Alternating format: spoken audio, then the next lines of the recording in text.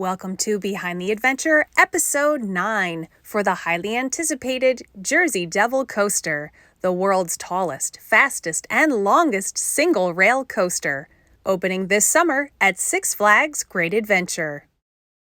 Get ready for an exclusive preview you won't see anywhere else. In this episode, we'll take you behind the scenes to reveal plans for the Jersey Devils theming, landscaping, and queue. We'll meet with some of the experts who helped plan this portion of the legendary project. So let's pull back the curtain and go over the fence, way over, to meet Six Flags Corporate Director of Design, Sam Rhodes. Yeah, working on this Jersey Devil project has really been, it's fascinating for me because I've been, working on several other projects over the years of different types of characters, the crypto characters that you have like Sasquatch and, bigger Chupacabra, some of those we've done some different themings on. But, being from Texas, we don't have a whole lot of these. And, the Jersey Devil is very fascinating and learning a lot about it and finding out that it actually happened right here, in New Jersey by the Pine Barrens, and that the park is located right here where it actually happened. It's pretty crazy. And, we had a lot of fun working on it, researching it, learning about, some of the backstory and the Leeds family and how it all came about and, all the other parts to it. So it's been really a lot of fun to do.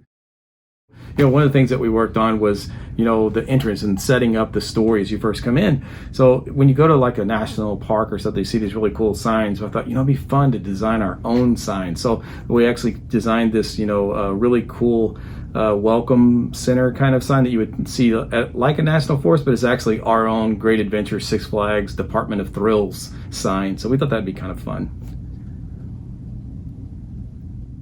Yeah, the train on this thing, the Jersey train, is probably the coolest train that we've ever done. One of the inspirations of it was we wanted to actually make it look like the Jersey Devil was eating the track as it was going through. So if you notice how it's like the way his teeth are shaped and it wraps around the track, so he's just kind of gobbling the track up. That's a really fun element that we thought would be really cool. And to be honest, looking at the train, it's probably one of the best looking trains that we've done. I mean, our hats off to Rocky Mountain, which is the ones that actually did the trains themselves, but we just love the design of it. There's some other really cool elements that we've dropped in here. I think the portal is really unique. There's some little nuggets in there that I'm not going to tell everybody what they are, but maybe you can kind of, when you come to check out the park and you look at it, you'll see some of the really neat little secret things that are in the portal itself. It's a massive portal, by the way. It's really, really big. It's all metal and stone, and it's really cool sign. So it's going to light up neat at night. So I think that's one of the really cool elements of the ride is, just to really set this tone for what's going on when you first walk in. So once you get into the ride, inside the queue building itself, there's some really neat informational panels and storyboards. It's going to kind of tell you a little bit, if you don't know the story of the Jersey Devil, it's going to tell you a little bit more about it, kind of where it came from, what happened. There'll be some really neat hand-illustrated drawings that we've had. There's been sightings of the Jersey Devil here, so that's kind of cool. We actually try to incorporate some of that stuff into these informational panels, so we think that's going to be a lot of fun for the guests to be able to walk through and kind of learn and see more about why we put it here. The overall experience is going to be incredible. The ride itself will definitely be one of the best rides, I think, in the entire company.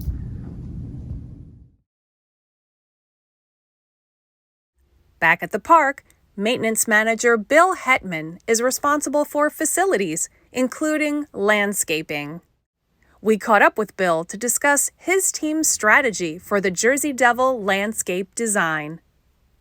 And we were asked to landscape and theme the ride according to our native plants of our great state of New Jersey. We currently will be planting approximately 450 plants on this 4 to 5 acre site. Half of those will be evergreens, such as cedars and pines and hollies, while the other ones will be actual deciduous trees, including cherries and birch and dogwoods.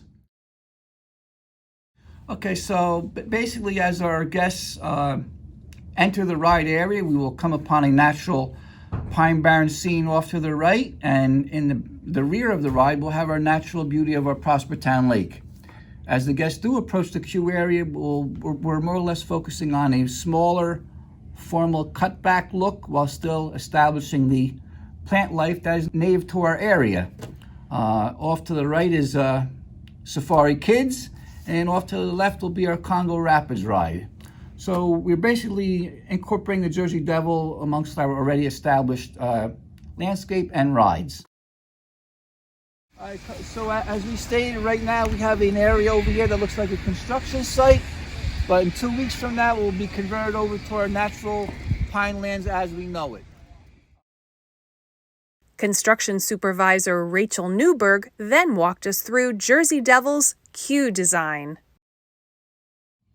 So as guests are coming into the park, they'll come around past Nitro and into our main entrance. As they go past the Pinelands scenery that was already described and they'll pass the bathroom, they're going to see the entrance portal to the ride. Regular guests entering the entrance portal will then continue along into the first queue building, where they'll be wrapped around and sent all the way over towards the Congo Rapids end into the second queue building, and then make their way all the way back over and under the ride to be able to go into the load station. Then they will cross behind the operator's booth and continue to move the entire time as we have a moving station, and they'll be directed to board a seat as another guest is exiting and going down our exit ramp, which is also our ADA ramp. These other lines you see here are for the Flash Pass and the single rider line, and those guests will be able to bypass the two queue buildings and just come under the ride and up into the station.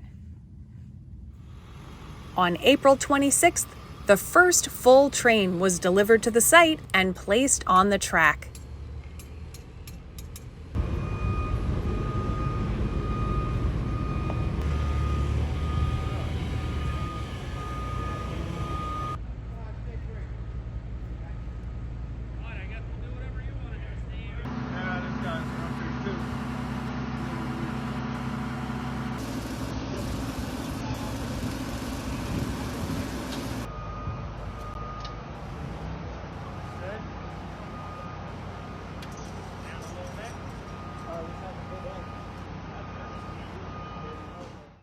There's a bit of work to do on all 4 trains before we can begin testing, but that time is almost here. If you visit the park in the next few weeks, you'll see the queue buildings, landscaping, and entry plaza taking shape. Electrical work is nearing completion. We look forward to sharing footage of our test runs soon. Until then, check out our weekly updates on Twitter and Instagram stories at SFGR Adventure. If you liked this video, please let us know and share it. Thanks for watching and for your continued support of Six Flags Great Adventure.